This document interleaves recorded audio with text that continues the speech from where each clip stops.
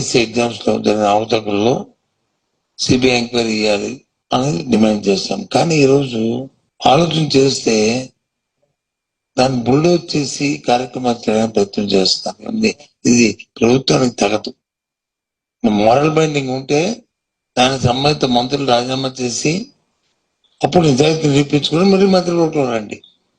జరిగిన అవకాశాలు క్లియర్ గా చూపెడుతున్నాం. సుమారు 3 లక్షల మంది విద్యార్థులు వచ్చి నిరుద్యోగులు వచ్చి పరీక్షకు హాజరైతే ఏ రకంగా మీకు సంబంధించిన వ్యక్తులకి ఏ రకంగా అందులో అవకాశం జరిగే అందరం చూసాం.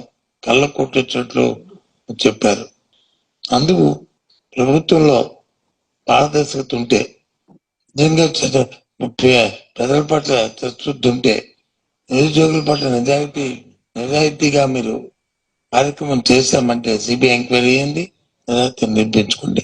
అంతవరకు మంత్రి వర్గం నుంచి ఆ మంత్రి పక్కన ఉండండి. ఇలాగే చెప్పారు. అక్కడ కూడా కబుర్లు. అక్కడికి ఏమైంది? అంతేకాదు, వ్యవస్థ ఫస్ట్ పడిపోయిన పరిస్థితి తీసుకొచ్చారు. ఫీజు రింబర్స్మెంట్ సుమారు 10,000 కోట్ల రూపాయలు వాటికి బకాయిలు ఉన్నాయి. ఫీజు రింబర్స్మెంట్ కానీ, లేదా విద్యాదీవెన కానీ,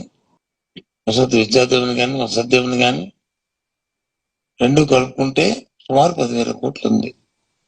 ఈ పథకం ఎప్పుడు వచ్చింది?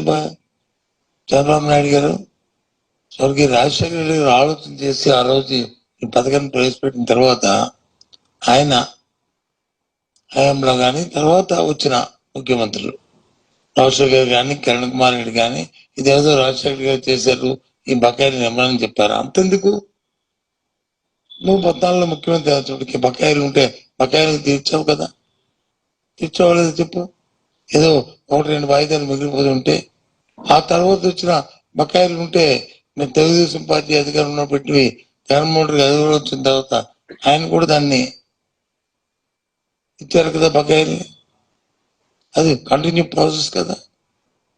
ఆ తర్వాత పూర్తి మళ్ళీ వచ్చే అధికారంలోకి ఎన్నికల సమయంలో 1-2 వాయిదాలు బకాయిలు అనేది వాస్తవం. మీరే పిటిషన్ పెట్టి బకాయిలు ఇవ్వద్దని చెప్పారు. మరి ఆ బకాయిలు చెల్లించిన బాధ్యత నీకు ఉంది కదా. వాటితో పాటు వాటికి ఎంత అయింది? సుమారు 10,000 కోట్లకి అయింది. 1000 కోట్లు 10,000 కోట్లకి వాళ్ళ బకాయిలు ఉన్నాయి. మరి విద్యార్థులు ఎలా చదువుకుంటారు? మరి విద్యార్థుల భవిష్యత్తు ఏంటి? ఏ రకంగా వాళ్ళు వచ్చి సర్టిఫికేట్ లేకపోతే ఉద్యోగాల కోసం వాళ్ళు దరఖాస్తు చేసుకుంటారు? ఉద్యోగం వస్తే జాబ్కి ఎలాగ ఎండ్ అవుతారు?